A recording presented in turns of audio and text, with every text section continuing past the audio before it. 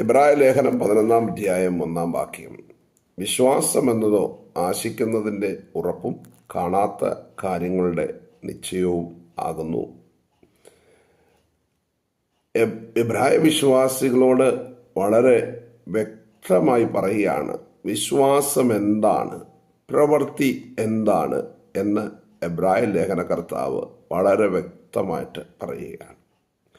പ്രവൃത്തികളാൽ അഥവാ മനുഷ്യൻ്റെ സ്വയപ്രയത്നത്താൽ ദൈവത്തെ പ്രസാദിപ്പിക്കുവാൻ കഴിയുന്നതല്ല എന്ന് ദൈവത്തിൻ്റെ വചനം വ്യക്തമായിട്ട് പറയുകയാണ്. കാരണം പ്രവൃത്തി ചെയ്യുന്ന മനുഷ്യൻ ഏത് തരം പ്രവൃത്തികൾ കൊണ്ട് ദൈവത്തെ പ്രസാദിപ്പിക്കും?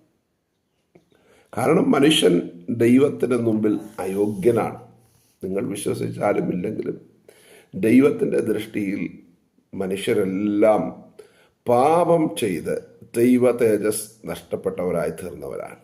അതുകൊണ്ട് പാപം ചെയ്ത മനുഷ്യൻ്റെ പ്രവൃത്തികളെല്ലാം കറപുരണ്ട തുണികൾ പോലെയാണ്. കറപുരണ്ട തുണി നമുക്കറിയാം, അതാരും ഉപയോഗിക്കാറില്ല.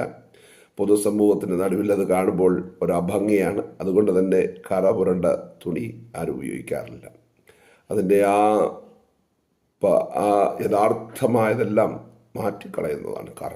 ഇതുപോലെ തന്നെ കറ പുരണ്ട തുണിക്ക് തുല്യം ആയിട്ടാണ് ഒരു മനുഷ്യൻ്റെ സ്വയപ്രയത്നങ്ങൾ. അതുകൊണ്ട് പ്രവൃത്തികളാൽ ദൈവത്തെ പ്രസാദിപ്പിക്കുവാൻ ആർക്കും കഴിയുകയില്ല.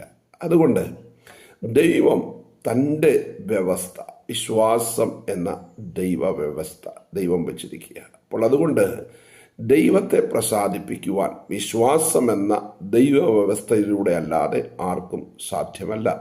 11 പറയുന്നു, വിശ്വാസം എന്നതോ. എന്താണ് വിശ്വാസം? വിശ്വാസം എന്നത് ആശിക്കുന്നതിൻ്റെ ഉറപ്പ്, ആശിക്കുന്നതിൻ്റെ ഉറപ്പ്. ഒരുപക്ഷെ നമുക്ക് ഈ ലോകത്തിൽ ഒത്തിരി കാര്യങ്ങൾ ആശിക്കാൻ കഴിയും, അതെല്ലാം നമ്മുടെ കൺദൃഷ്ടിയിൽ കാണാൻ കഴിയുന്നു. ഒരു ദൈവത്തിൻ്റെ വചനം ചോദിക്കുന്നു, ഒരുത്തൻ കാണുന്നതിനായിട്ട് പ്രത്യാശിക്കുന്നത് എന്തിനാ? കാണുമെൻ്റെ കൺമുമ്പിൽ കാണാമല്ലോ. എന്നാൽ ദൈവത്തെ നമുക്ക് ആശിക്കാൻ കഴിയും. Praise the Lord. ദൈവത്തെ നമ്മളാരും കണ്ടിട്ടില്ല. ആ ദൈവത്തെ നമുക്ക് ആശിക്കാൻ കഴിയും. ദൈവരാജ്യത്തെ നമുക്ക് പ്രത്യാശ നമുക്ക് വെക്കാൻ കഴിയും. അപ്പോൾ നമ്മൾ പ്രത്യാശ വെക്കുന്ന ആ ദൈവരാജ്യത്തിൻ്റെ ഉറപ്പാണ്, ആമേൻ, അതുപോലെ കാണാത്ത ആ ദൈവരാജ്യത്തിൻ്റെ നിശ്ചയമാണ് വിശ്വാസം. ഒരു മനുഷ്യൻ്റെ ഉള്ളിൽ വിശ്വാസം എന്ന് പറയുന്നത് ദൈവത്തിലുള്ള വിശ്വാസം, ദൈവത്തിലുള്ള പ്രത്യാശ.